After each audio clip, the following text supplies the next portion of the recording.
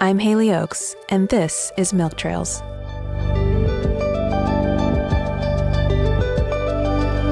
A journey in the out-of-hospital birth experience. At 40 weeks pregnant, first-time parents Rory and Gabriel planning a home birth were evacuated from their apartment due to Hurricane Irma. They found shelter at a local hospital while their midwife was forced to leave town. Almost a week later, barely settled back into their home and with their midwife still a few hours away, Rory went into labor. Welcome. Hi, thank you so much.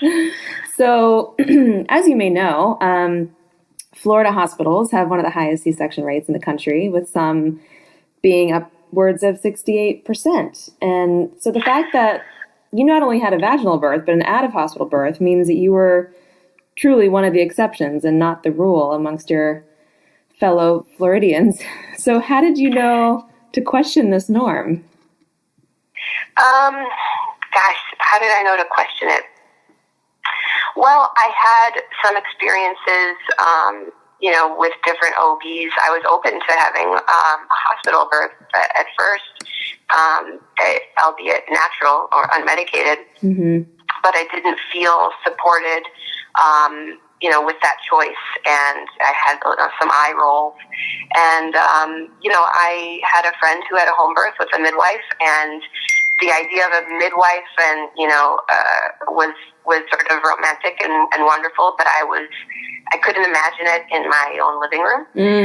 But the more, here, plus my mom is a nurse, and I think I was worried about getting approval or acceptance from family or friends. And, but I knew the more I educated myself, I knew that everything that I wanted, couldn't happen in a hospital. And, although we have no control over how everything goes, and if something were to happen and, God forbid, you need to have a cesarean, great. It's there, it's available, the technology's there. But I wanted the choice, and I wanted it at home. Cool. So at what point did you meet your midwife? So I had been reaching all things birth embarrassingly early on, 2 years before I was even pregnant. I just became fascinated with it. So after my friend had her baby, I sent an email to her midwife, and I just felt connected to her, even though I had never met her. And so it was always kind of in the back of my mind that, I would reach out to her when the time was right. But like I said, I had some prenatal visits with an OB at the hospital, and it just never felt right. So, I reached out to her, my husband and I met her, and, she stayed with us for, I think an hour and a half or maybe 2 hours just to meet her. Yeah. And so, she was it. We had a connection, and I was so happy that it was going to move forward with her. At what point was this in your pregnancy? Let's see. It was a little bit early on, and I think there was sort of a transition period where I was I wanted to, finish out some blood work and things. I think I was really tied to this idea of insurance and what I needed to do with insurance in the hospital. And my midwife, could do everything that the OBs could do for prenatal checks anyway. But I just wanted to sort of give it a fair chance with the OB. So I think I transitioned to her care maybe 6 months.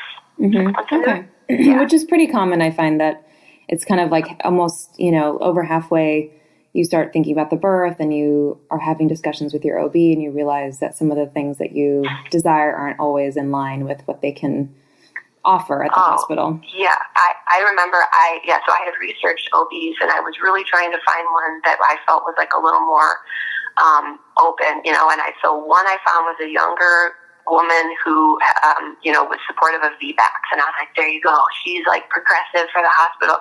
But I went in one day with a little index card of questions, and I was asking her about, delayed cord clamping, and all of these questions that were important to me, for what I could quote, sort of get away with in the hospital. And she was rather annoyed with my questions, I felt.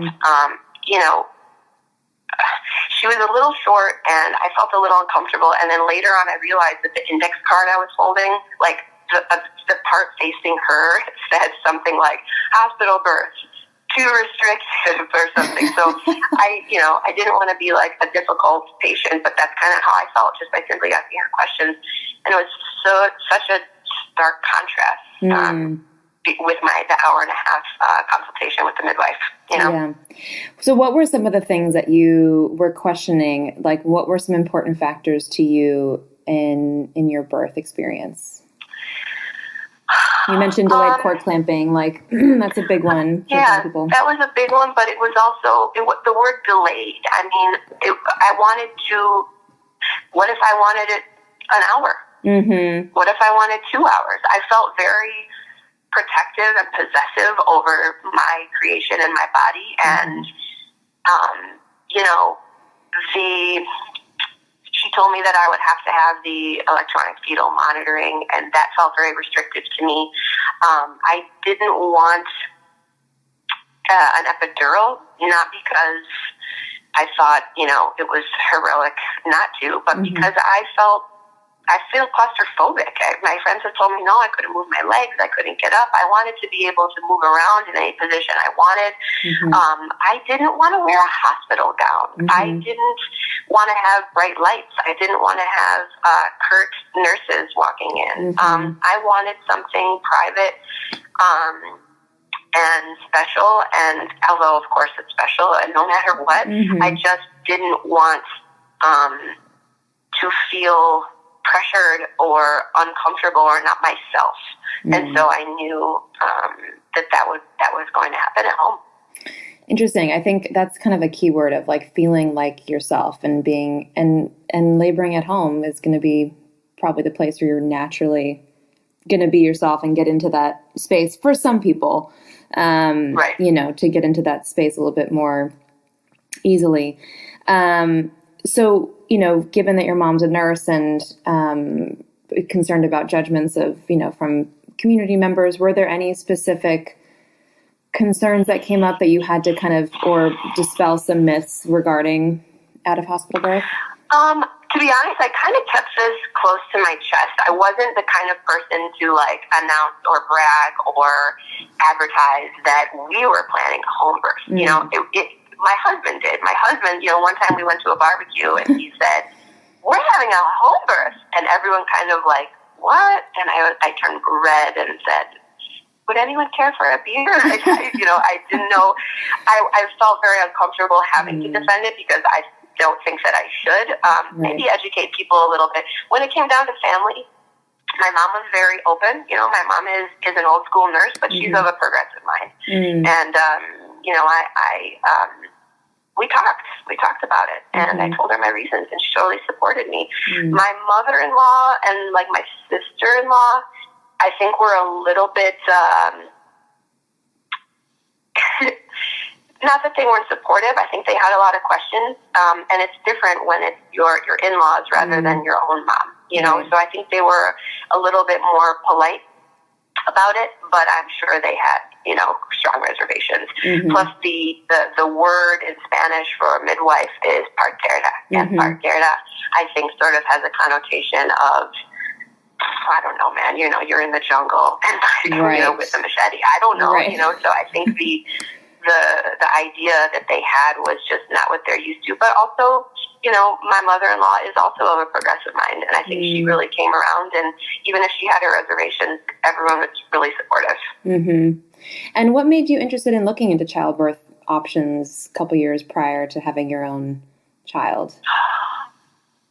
Like, did you know about your birth experience and you were curious by that, or I'm always fascinated what kind of puts people on that. I think when I look back on it, of course my mom always, you know, I hear my birth story all the time, every year at least, right, from my mom. I think that when I think about it, I remember like asking my friends who had children, I was always asking them like nitty-gritty details that nobody else wanted to ask them, just because I was fascinated. I don't know, I was curious, I was fascinated, and it didn't really it didn't really occur to me how much there was to know, and realizing how much people don't know. I also know women who say, I don't want to know anything. I'll just go in there and trust the doctor. And that wasn't that wasn't interesting to me. And the more I learned, the more fascinated I became, and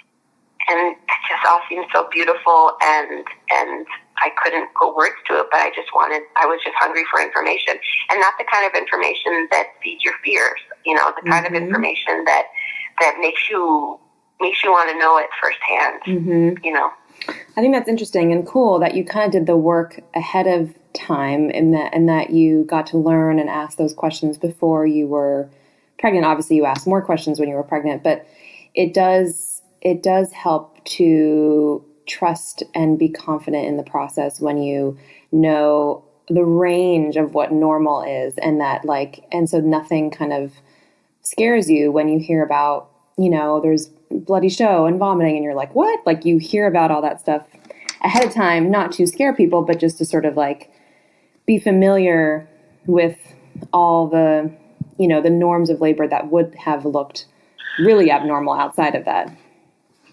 And so it's cool that you got to ask those questions. Of course. And I, of course, at 3 a.m, I'm like, bloody show, Googling, of course, all of that. I think that I'm also fascinated by the things that people don't talk about. Yeah. And yeah, I really wanted to know everything. I think that also I was surprised that knowing so much doesn't quite serve you when it's your time. When you're in the throes of it. I had imagined that I would be very cognizant of okay, I'm in early labor. Now, I imagined that I would be fully aware of when I was in transition, and none of that happened at all.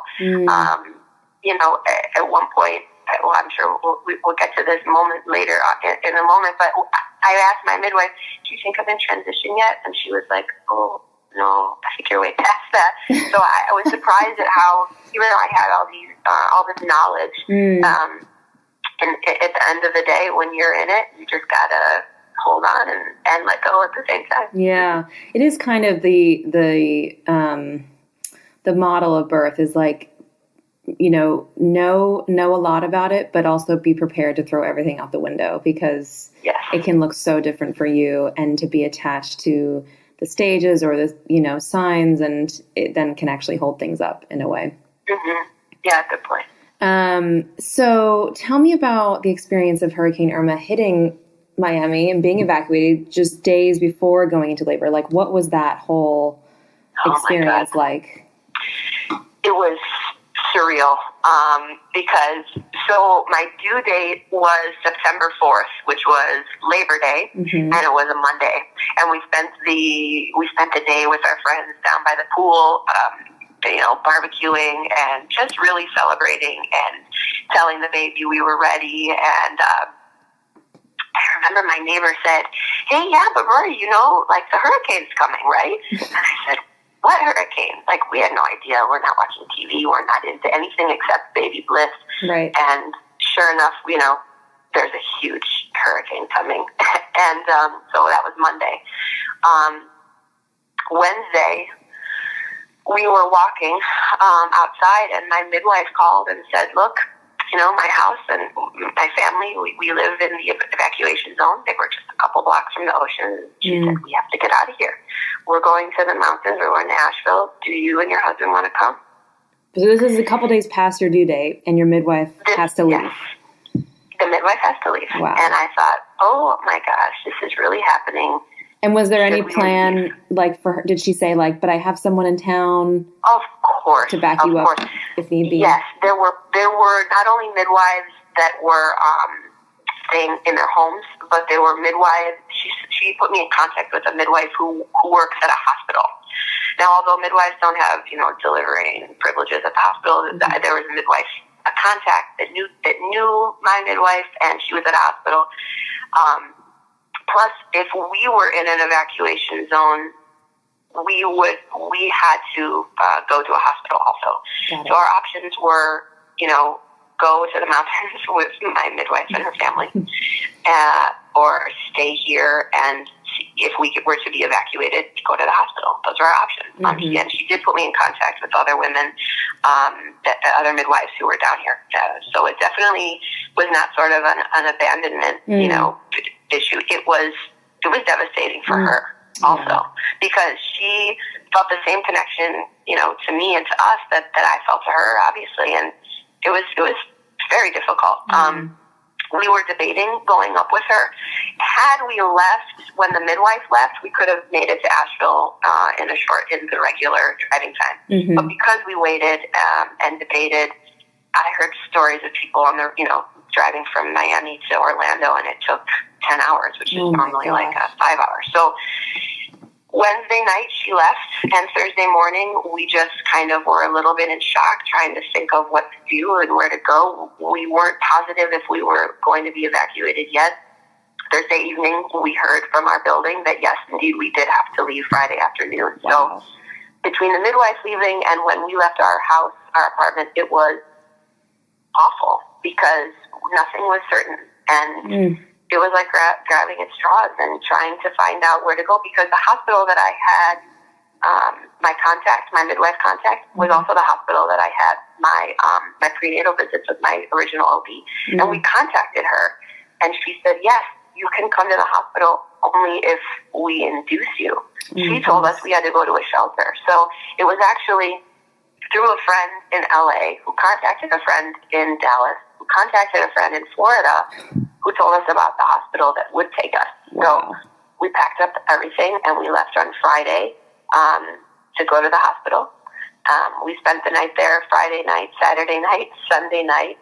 Monday morning, we left the hospital, but we couldn't come back to our apartment because there was no electricity. We had terrible flooding. We're up on the 25th floor, and we don't have, we have, sliding doors and windows, and the apartment was just not prepared for the hurricane.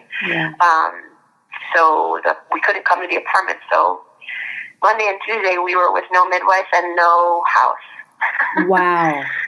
Yeah. So where did you, well, first of all, in the hospital, what were those conditions like? Like, how were you set up when you were kind of camping out there? It was amazing, to be honest. We were so impressed with the organization and the warmth of our hospital experience, because we got there Friday. They technically opened the doors Saturday morning to the pregnant mama, but we showed up early because we didn't want to be turned away. Wow. So we went up to, I guess it was sort of like an auditorium, and they had spaces taped off, so everyone sort of had. It was about the size of, a queen size mattress, which was perfect because that was our blow up mattress, and everyone sort of had their own space. We found ourselves sort of nesting in our own way in the hospital, because we chose a spot and it wasn't right. And then we chose another one later, a couple of hours later, and that wasn't right either. So we ended up in the auditorium. Wow. And we had made some friends, and they were sort of traveling around with us. And, we were trying to find our spot. We were nesting. And the nurses and the staff were so amazing and warm. And throughout the weekend, we developed a routine, and we would wake up and go down and have breakfast in the cafeteria, and the food was amazing, and everyone was so, they were all locked down too, so all the people who were working there, they had their families also in the hospital, so everyone was in it together.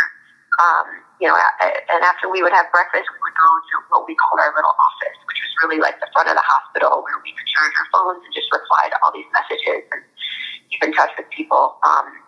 I didn't want to walk around too much because I didn't want to, start. I had also had a lot of people sort of not helpful, but telling me like, hey, the pressure with the hurricane, that baby's going to come right out. Please don't tell me that. But we had really tried to make peace with the fact that, listen, the baby wants to come this weekend. We're in the hospital. We're not in a shelter. So let's see what happens. Yeah. So it's so crazy that, here you are planning a home birth, and yet, you're nesting and you're getting ready to have your baby in the sense that like you're sort of waiting for the baby, but in a hospital setting, like in the auditorium. It's just so wild. Did that mess with you mentally at all? Like, is this a sign? Or did you kind of just stay very present with it? I stayed so present, and I had to accept, if it happens here, it happens here.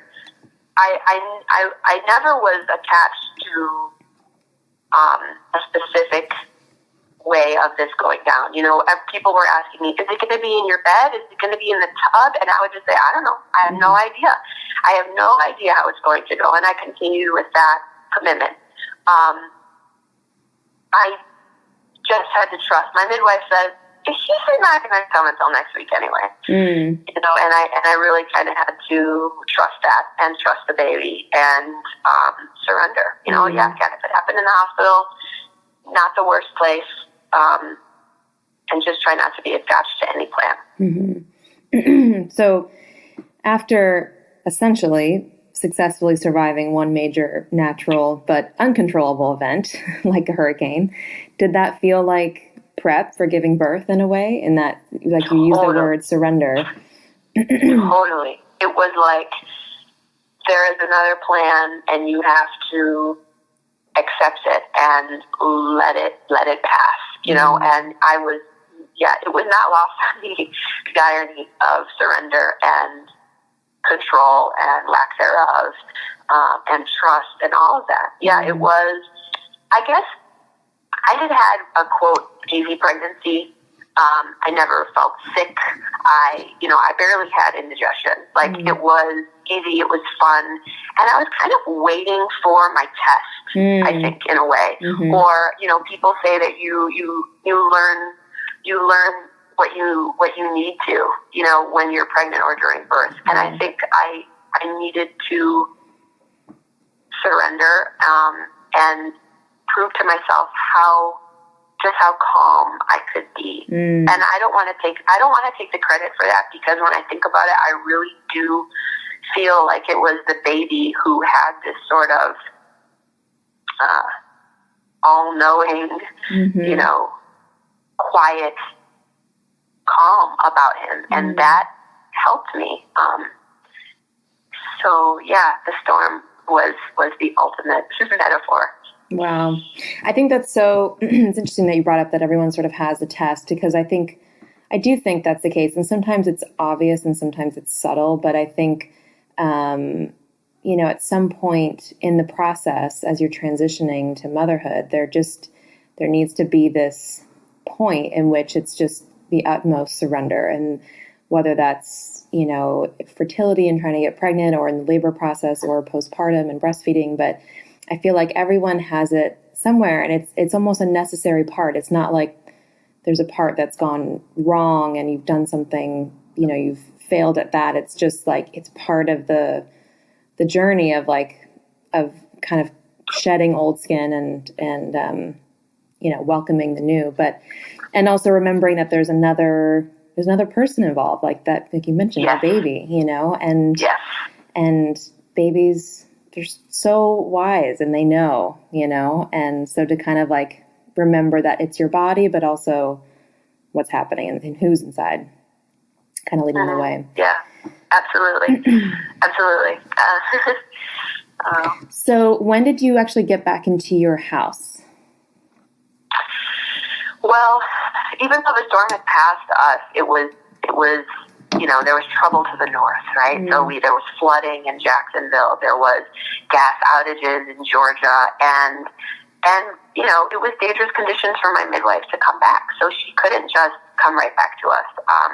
And she wasn't just she has 4 children, and she had brought, you know, she was with other families, and she was protecting and taking care of so many people, and I know that she also just really wanted to come back down to us. So it was important to me, to us, that she waited until it was right, but it was really hard. So because we were no longer in the hospital, and we couldn't be in our home. So we were invited to stay at a friend's house who lived a couple blocks from us. So surprisingly, our apartment was like the only one that was without power. Yeah, all the other places had their power. It wasn't like the whole city was knocked out. It was our place. Wow. Yeah, we lived in kind of an older building, and the window, I guess we were not up to code or something. They're doing renovations now, but yeah, we got really affected, this building. So we stayed at a friend's a couple blocks away, which I wasn't happy about because I was so homesick. You know, it felt like forever. I just wanted to be home. Monday morning after we left the hospital, we came back to our building to assess the damage, and it was shocking. I just remember it looked like a hurricane had come through, and a tornado, which apparently a tornado did come through. Wow. We talked to some people who had, waited out the storm in the building, and everyone was sort of sharing stories, and I was just walking around eating a peanut butter and jelly sandwich, scratching my belly, and couldn't believe what was going on at the building. Wow. We went to our friend's house for Monday, and we slept. We slept so well, and woke up, had some dinner, went back to bed. Tuesday, we were still out of our apartment, still at our friend's house, and still no midwife. And it was like, at that point, it was hard. It was really hard because I think in the hospital, there was still a sense of humor that we had. And it also maybe it was sort of exciting in a way. It was so crazy that it was exciting. But to be in someone else's home and they're sort of carrying on with their normal daily activities. And we were just still like, what the hell is going to happen? What is going on? And how far past your due date were you at this point, or how many days? 8 days. Okay. Wow. Okay. 8 days. And a couple hours. So, yeah, Tuesday evening, the midwife, we talked, and she said, all right, we are packing up tonight. We're barreling down that mountain. We're coming back to Miami. And I was so worried about her. I didn't know what was going on with the weather, but I really wanted her back, So Wednesday morning, I woke up, my eyes flapped open. I said, oh, God, this is something I've never felt before. It was 7 a.m. And I felt a very, very low, subtle cramp. And I sent her a quick text. And I said, how are you guys doing? Are you close to Miami? She said, yeah, we're about 3 hours. And I was like, excellent. So at that point, I felt safe and relief, total relief. And I knew that if she were here, everything would be fine. I didn't care if it was in our house, wherever. We were on the phone with FEMA, trying to get approval for a hotel. We thought maybe we were going to do this in a hotel, which she told us she had done before. So we were making phone calls. We had to come back to our apartment to get some more baby stuff, and then we went back to our friend's house. So we were driving around a little in the morning, and I was having these, contractions, but I was just calling them cramps because that's what they felt like. And how often were they coming? Would you remember? Were they regular? Were pretty consistent. Well, excuse me. I would say between 7 and 9, they were very subtle and on and off, but they were pretty consistent. And I knew that. And my husband said, these are contractions, and you're not telling me, you're going to be in trouble. And I said, they're just cramps. Relax. This is just cramps. Not a big deal. Because also, I didn't know what to expect. I didn't know what it was going to feel like. I didn't know how long it was going to be.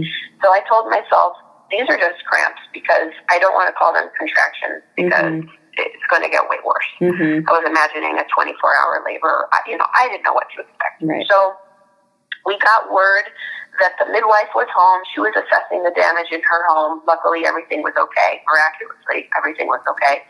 And the power came back on in our building at noon. And we left our friend's house and came back home, labored at home, cleaned the house between contractions, which was ridiculous. But our house was a mess, and we had to throw away all the food. The only thing in my refrigerator were my padsicles that I had made. So the carpet was ripped up because my husband had come up and ripped up the carpet. The mold had set in. So it was a disaster. So I was laboring and on my exercise ball. Mm-hmm. Labor really, really picked up around 3. Midwife arrived at 4:30, and baby was born at 7:13. Wow. Do you think, the distraction of having to clean and just trying to get settled back in between contractions helped, or made helped what? Helped me ignore the contraction? Yeah, or just sort of help the process, and that you were sort of out of your head, or just kind of not obsessively watching the contractions. You were kind of busy doing something else in between, and then you would just let it happen when it happened? Or did it make kind of the whole day more stressful, and that you were dealing with two things? It wasn't stressful. It was a total distraction in the morning. I think that, I knew I was being silly calling them cramps, but again, I was doing that because I didn't know how bad it was going to get. Mm-hmm. But yes, it was totally distracting coming home and trying to sort of do a mad dash to organize or clean what we could. Mm-hmm. And like I had kind of told you before, I was so aware beforehand of the stages of labor that at that point it didn't occur to me what was going on. But at the point where the my husband had to time the contractions, and they were really intense. There was no way I could be distracted. I was really in it. But yes, of course, in the couple hours beforehand. Mm-hmm. Well, I had planned, of course, in my head, I was like, maybe when I go into labor, I'll bake a banana bread, or no, I couldn't do that. We didn't have any eggs, and also it was just, we didn't have time for any of that. Mm-hmm. So I had heard that it helps to be distracted in those in the early stages, and it definitely was. Mm-hmm. And so by the time your midwife came over, what was the frequency, what was the pattern of contractions, and what state of mind were you in? Had you sort of crossed over already into that labor land, or? For sure. Yeah. So when we were laboring here at home, I was sort of on my exercise ball, and I was listening to some music, and then at one point I threw my phone, which I threw my phone, and I said, I have to go into the bedroom. So I had to sit on my exercise ball and sort of lean over the bed and call my husband when the contractions were coming, because at that point I needed him. Mm-hmm. And I felt, it came real strong. I wanted to throw up, which I didn't, which would have been fine. I wouldn't have cared. But we called the midwife then, right when I was feeling like it hit me. And she said, we talked for a little bit. She listened to me. And she said, okay, call me when it gets, she told Gabby, the timing of it. Call me between when the contractions are, 4 minutes apart for over an hour. All right. So actually, I'm looking right now at the paper that my husband started to keep track. So at 3:29, I had a contraction for 1 minute and 26 seconds. Wow, it's a long one. At 3:33, it was 2 minutes and 7 seconds. At 3:42, 1 minute and 18. So at 3:30, it was when it started to get really intense. The midwife didn't arrive until 4:30. Mm-hmm. So my last contraction that my husband had kept track of was at 4:35. But at this point, it was every 3 minutes. Wow. So yeah. So the midwife showed up not a minute too soon because they had just really picked up. And actually, I forgot to mention that our neighbor came over because we didn't have any food, and I was imagining I would want to snack on fruit and yogurt, and we didn't have any. So could the neighbor bring some food over? So the neighbor came over at the same time that my mother-in-law and my sister-in-law were also bringing food over, but they didn't know that I was in labor upstairs. So my husband had to run downstairs to get some, fruit and yogurt. And the neighbor came over with fruit and yogurt, and she helped me through a couple of really powerful contractions. And my husband went downstairs, which was, to be honest, I needed a little break from him. I remember he kept kind of saying the same thing over and over, and I needed a change. Yeah. And my neighbor was amazing. She she kind of like, I was laying down on the end of the bed, and she really kind of like held me from behind, and really physically supported me that way. And it was amazing. I didn't eat any of that fruit and yogurt, by the way. But, you know, so I spent the majority of this time on the end of my bed, and I would, you know, my husband was sort of fanning me when I was hot and then covering me up with a blanket. So when I think back on it, there was my transition, right? And I had no idea.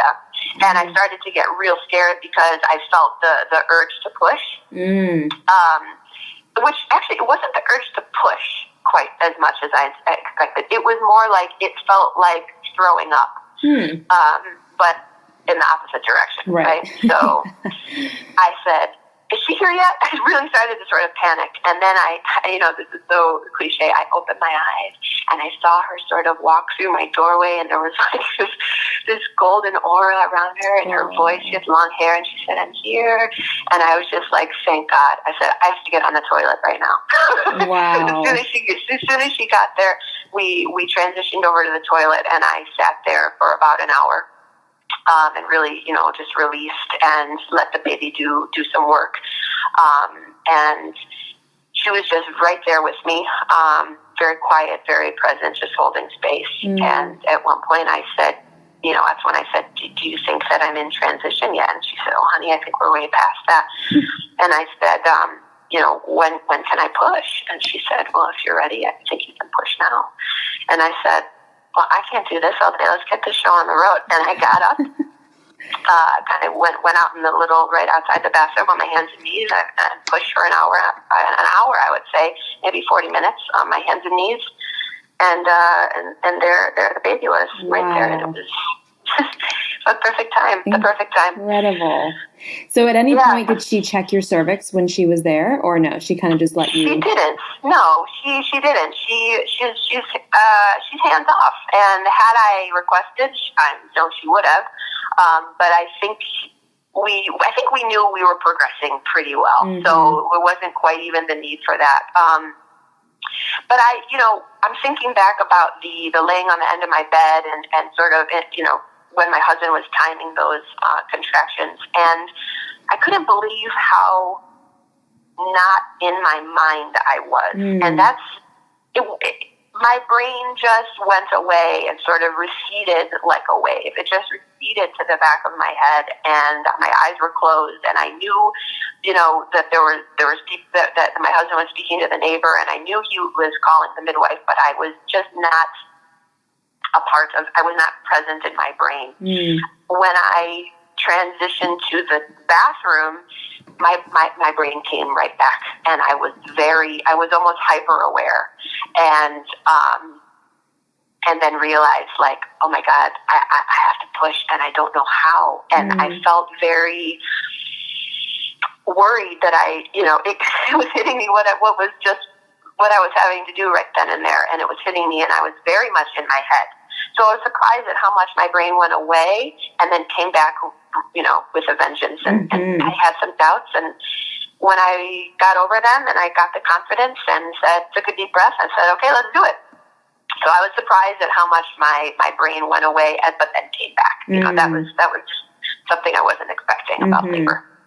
And yeah, it's interesting. We kind of see that of, you know, when it's time to push, there's like this clarity that comes back in women's eyes of like, you know, she's almost back like she was in early labor. And it's like you're back in your body when you need to be back in your body, when you have to get so physical during the pushing phase. So, and that's also cool to hear that your mind just kind of slipped away without even trying, you know, without even kind of telling your like brain, like, okay, don't think about it. Just like, it just sort of took it like the wave.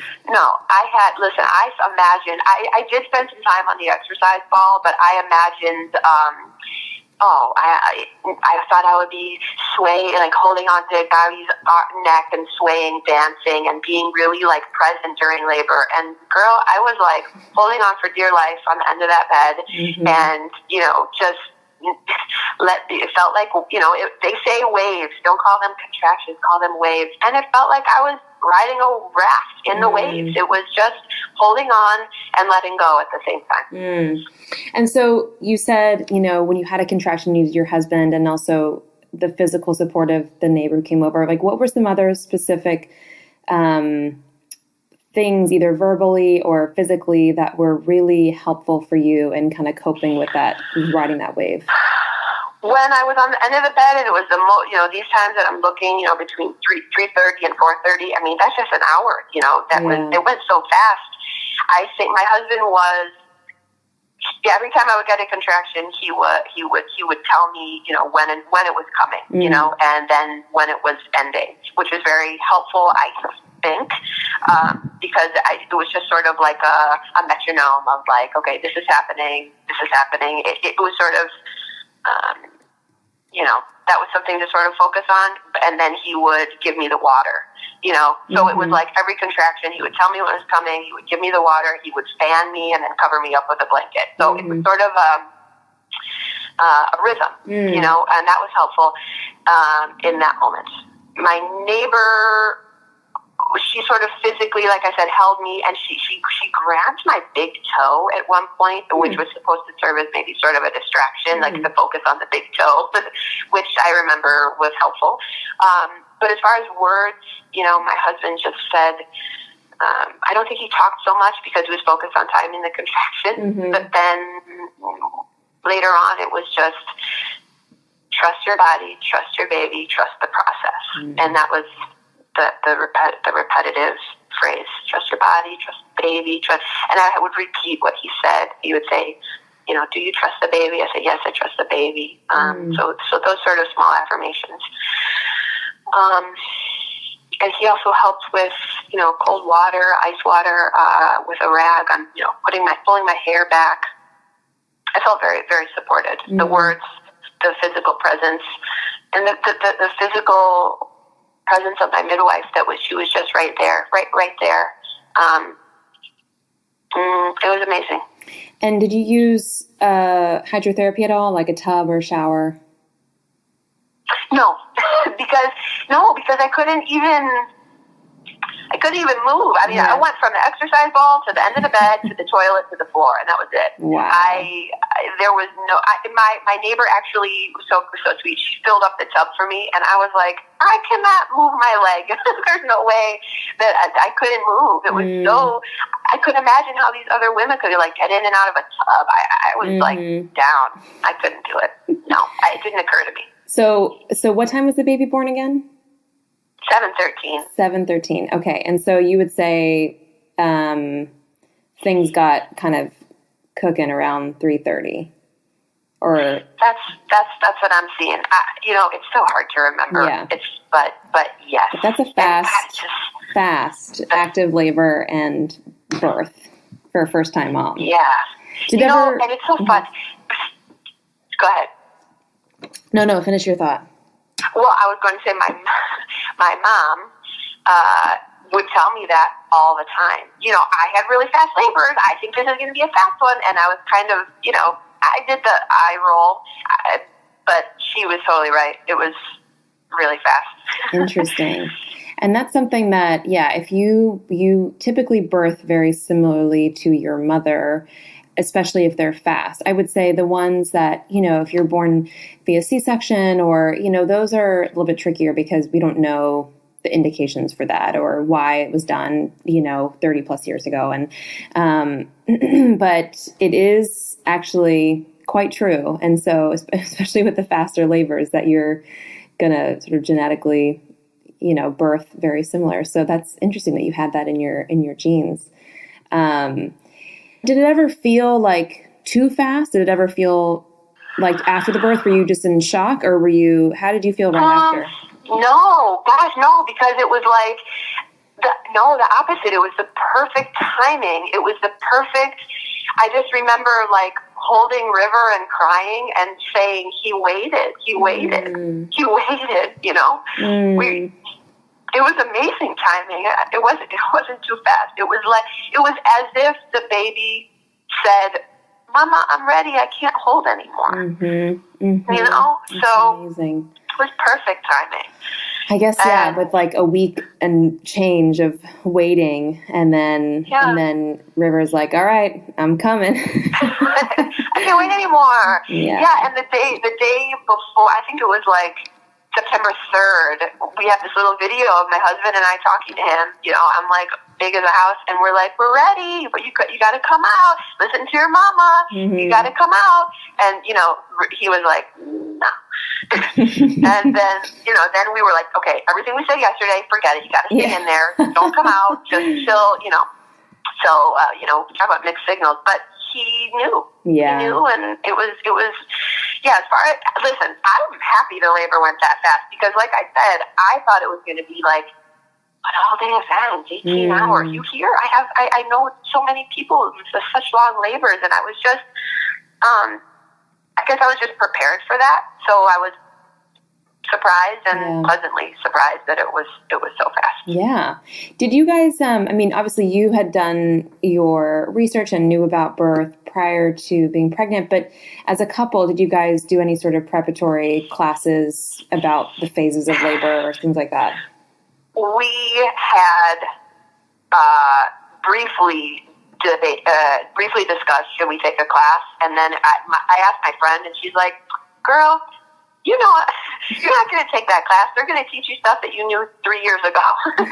So I felt pretty confident that I didn't need a class, but I bought him a book, which is hilarious.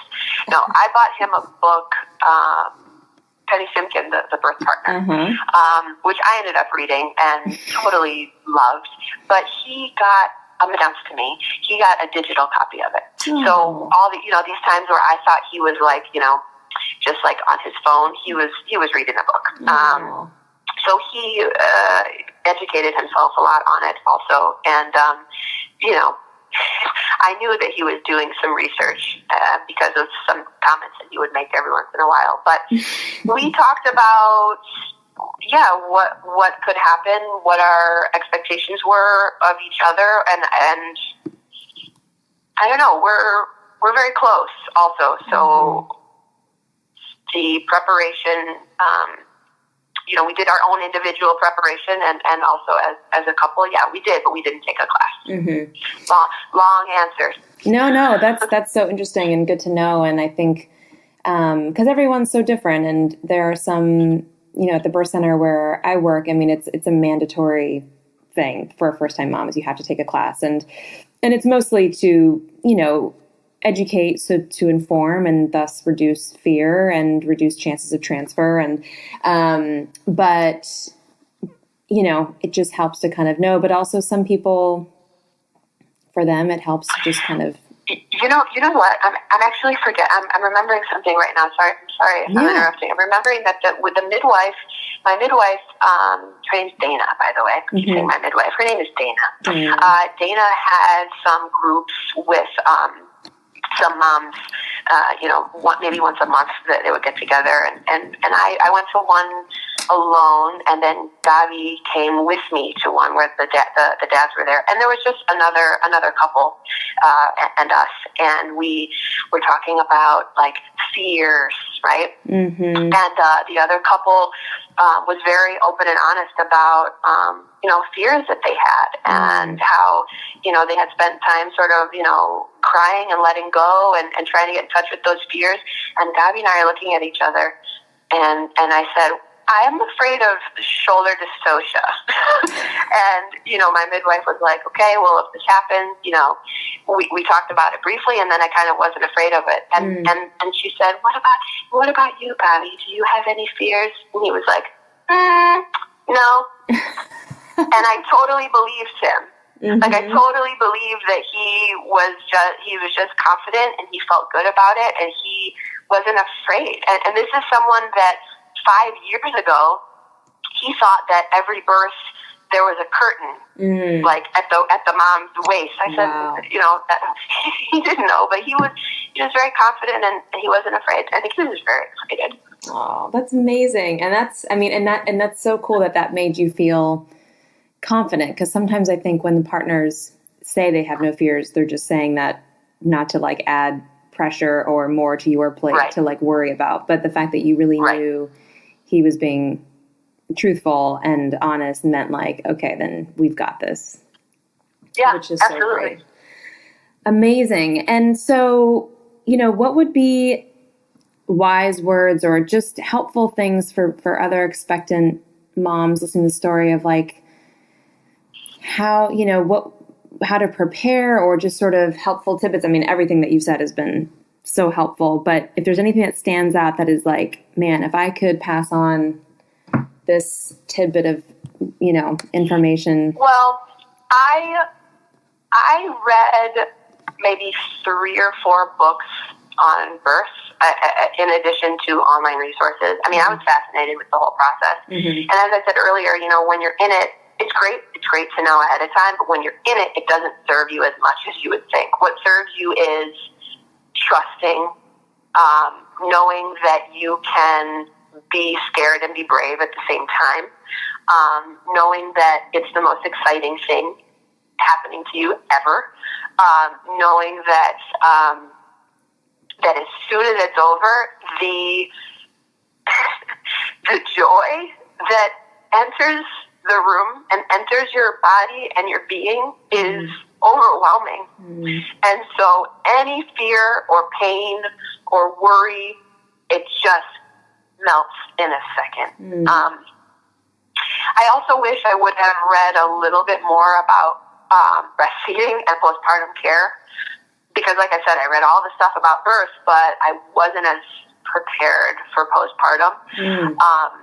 I mean, I prepared, like I had things. I had like, balms and ointments and sitz baths and everything, but I wasn't mentally prepared for just how wrecked I would feel. And, I don't know if I mentioned that River was born at 7:13 at night on Wednesday, September 13th. Mm-hmm. And the very next morning, we went upstairs to our neighbors and we stayed there for 2 weeks.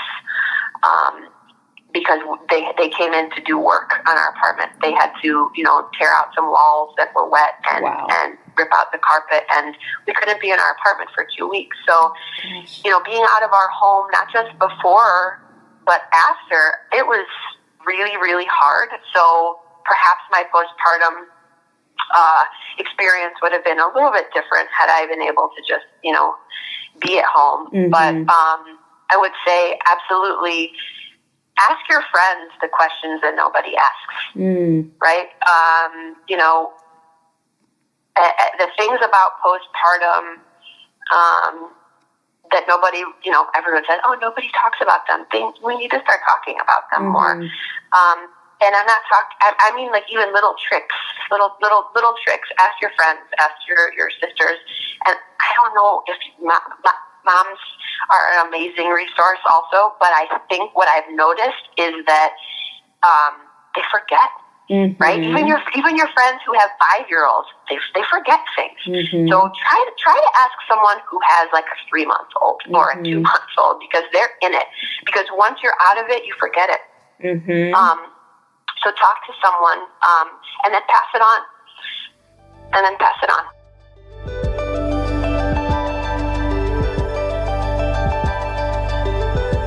Thanks for listening to Milk Trails. I'm your host and midwife, Haley Oakes. Be sure to visit midwifemilktrails.tumblr.com to access the show's notes, view photographs, or leave your comments. Stay tuned about new episodes by subscribing to the podcast on iTunes and tell all your pregnant friends about it. We'll catch you next time.